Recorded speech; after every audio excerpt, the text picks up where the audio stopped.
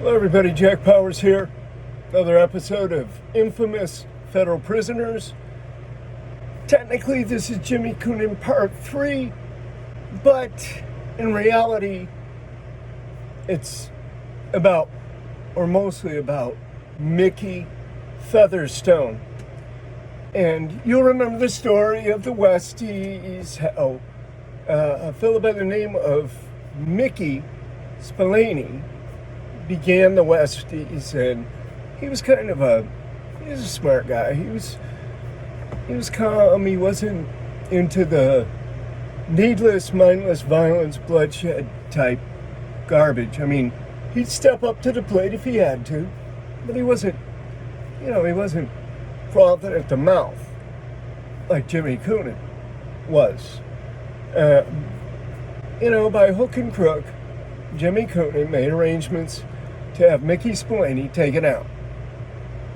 And he was assassinated.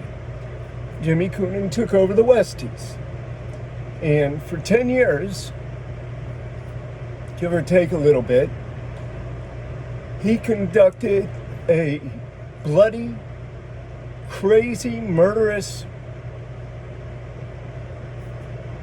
rampage, really, on the west side of Manhattan. Hell's Kitchen.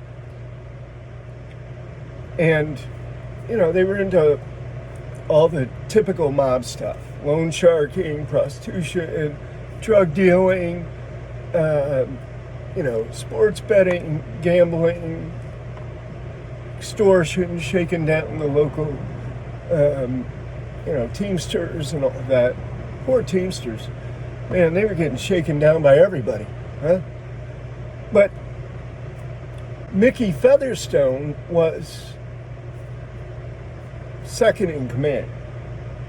For all practical purposes, he was probably an equal to Jimmy Coonan.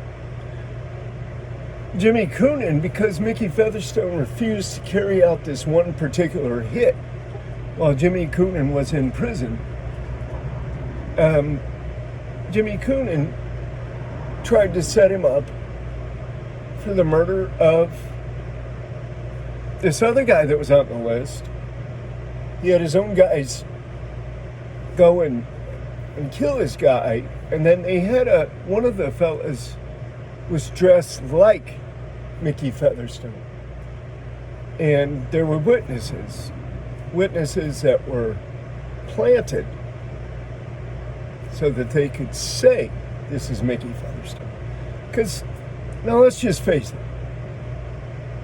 historically, gangsters, mobsters, shot callers, whatever, they've used the police, they've used law enforcement to get rid of competition, to get rid of people they didn't like, to garner some kind of favoritism or foster some kind of closer relationship where they have protection, or at least an exchange of information.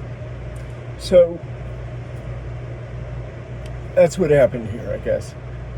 Mickey Featherstone was initially convicted, but remember, Mickey Featherstone, former Green Beret at the age of 17, saw time in Vietnam, came back and was the number one hitman and murderer for the Westies organization. But he had a little bit of a brain on him. And he saw the writing on the wall, and he began to make tapes and recordings before this ever happened. And he had it all as insurance. And some of those tapes revealed Coonan's plot to set him up. I don't think that was known at the time of Featherstone's trial, or they would have brought it in, right? So it was afterwards, and then he was exonerated, and then he went to work as a witness for the government. And what I want to say about Mickey Featherstone is that here's this big myth, really, that once a criminal, always a criminal. And here's another myth, too. People are born to be criminals. Nobody's born to be criminal. That's complete BS. Nobody's born to be criminal. Can't be. These are all man-made laws. And on any given day, I mean, what do you say about a doctor, a lawyer, an engineer, a top accountant at some blue-collar firm, CEO of a white shoe company? What do you say when they're indicted? When they're brought up on charges? Doesn't make any sense. Nobody's born a criminal. We can go into a long discussion on this, but suffice it to say, no one is born a criminal. We all have what's called criminal tendencies because we have to operate our behavior under man-made law. It's man-made. It's just that simple. But Mickey Featherstone, by every stretch of rationality, was a dangerous killer. Straight up vicious, dangerous, maniacal killer.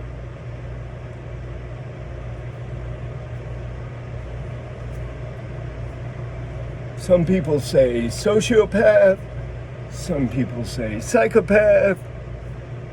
One thing everybody agreed on, even when he was cooperating and testifying against Jimmy Coonan and company to bring down the Westies, everybody agreed that Mickey Featherstone should not be out on the streets. Everybody agreed. Marshals, FBI, jail personnel, probably even his defense attorneys agreed.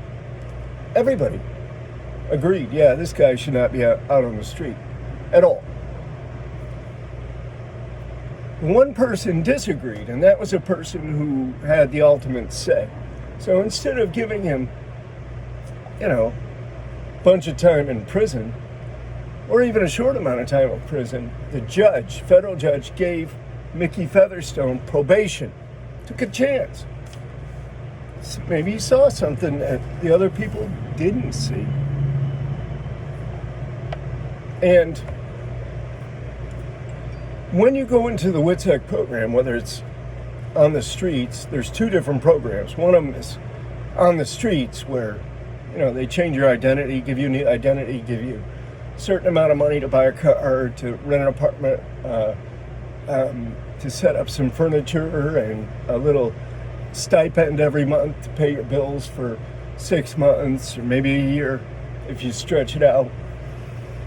There's a prisoner program as well, where prisoner witnesses are held in special units within the Federal Bureau of Prisons. And that's a different program.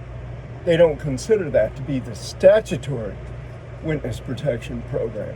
They consider that to be just a prisoner witness program.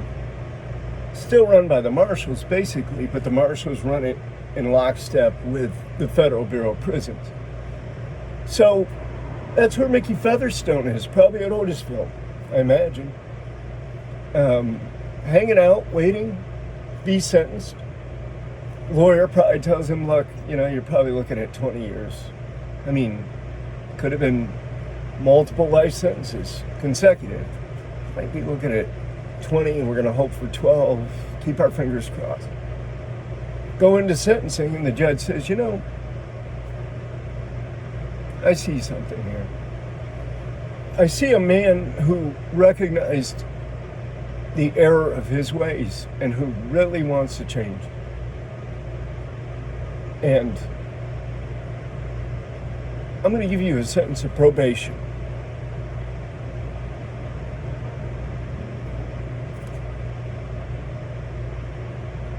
Probably everybody in there, the prosecutors, the marshals, the FBI, they're probably all looking at each other like, what? How did this happen? Because typically, they don't respect the witness. They don't respect the person They know what they're doing. They know what it's all about. It's not like they have any respect for that person at all. But they have to jump through the hoops. They have to go through the motions, right? Judge gives Mickey Featherstone probation, and the U.S. Marshals have to immediately put him into the WITSEC, the Witness Protection Program, per statute. They have to put him on the street. So what they usually do is they'll have some kind of a safe house somewhere within that district. Take him there, spend maybe a week or two there, going through like orientation, choosing another name, being set up with the identification, driver's license, social security, all that stuff. They'll formulate a history for the guy, you know. So Mickey Featherstone might have been Joe Brown or Terry McGrath. Who knows what name he chose or you know what the background was to his story. But they'll create a background, verifiable background, got a new identity, new social security. You're a new person. And then they will give you a choice of places where you can relocate to, cities generally. And I think you can select two of those as possibilities. So, you know, Mickey Featherstone went off into the Witness Protection Program. And you know, he got him a car. Marshals come around, you know, plain clothes, of course, pull up and you know, probably in a pickup truck or something, so that the neighbors aren't suspicious.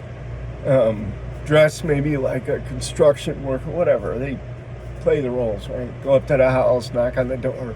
Mickey lets them in. Hey, buddy, get inside. You know, they've got a roll of cash. Here's your stipend for this week or this month. You know, it's pretty much discretionary, I think, or used to be. So he gets him an apartment or maybe a house, a rented house somewhere, or a condo or whatever. He's got money to buy furniture. He's got money to buy a car. He's got money to buy clothing. He's got money to buy food and utensils and whatever else is needed to live. And, you know, they set him up with some kind of job training. Maybe, you know, long-haul truck driver or welder or whatever the interest is. They set them up and pay for their vocational training. Everybody thinks the top doctors in the world, psychiatrists, put him through a battery of tests, and they say, this guy's a psychopath. As soon as we let him out, it's going to be another Marion Pruitt. It's going to be another failure. He's going to go out and kill somebody. He's going to continue his evil ways. Has to. Look at his background. Look at his training. Look at what he's done. Look how vicious this man was. Look what a criminal this man was. Or is. He's, you know, zebra can't change its stripes. Leopard can't change its spots. They really believe once a criminal, always a criminal. So, Mickey Featherstone proved them absolutely wrong. 100% proved them wrong. He's still out there today. 74, 75 years old. He's still out there today. He's probably not technically in the WITSEC program anymore, but he's established his identity. He's established himself wherever he lives in the neighborhood. And he's just living his life. Crime-free. Never arrested again. Never had any any bumps with the law. How did that happen? How do you take somebody as violent and vicious a criminal as Mickey Featherstone of the Westies, and all of a sudden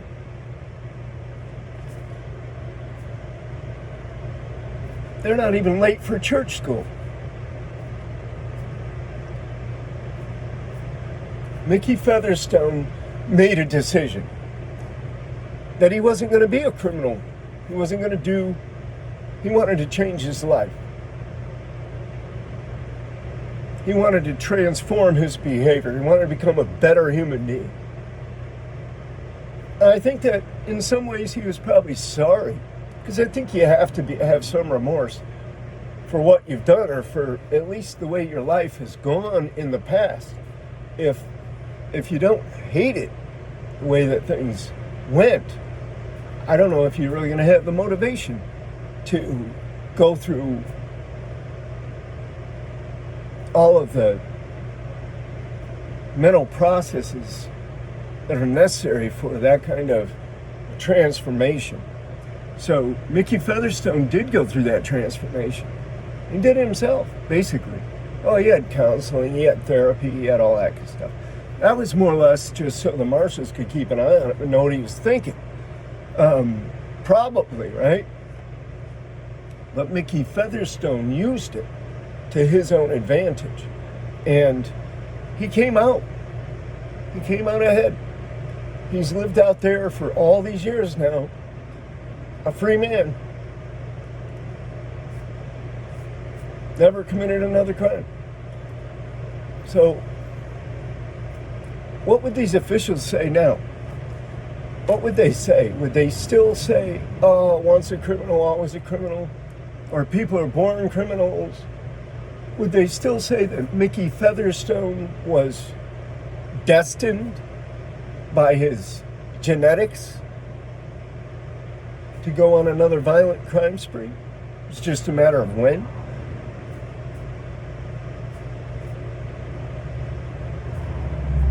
Is it possible that Mickey Featherstone was just so smart and he flew under the radar? Maybe he was waiting for a time. Maybe he went out and did things from time to time and just never got caught again. Who knows? But I don't think so. I think Mickey Featherstone really decided to change his life. I think it's a testimony to the fact that people who are convicted of crimes can and do change their lives. They can and do and will. So, here's the thing. I want you to subscribe to this channel. If you're watching this and you haven't subscribed, subscribe now. Please hit that button right now. Got nothing to lose. Share this with friends if you like the story, if you like the information, and buy one of my books, or all of them. ADX Supermax, Pacing the Cage, Lock and Key, the Manual Program, American Justice, Correcting Its Flaws, Bonpo Yoga. That's mine too. There's others. There's more on the way too. But what I say to you is peace.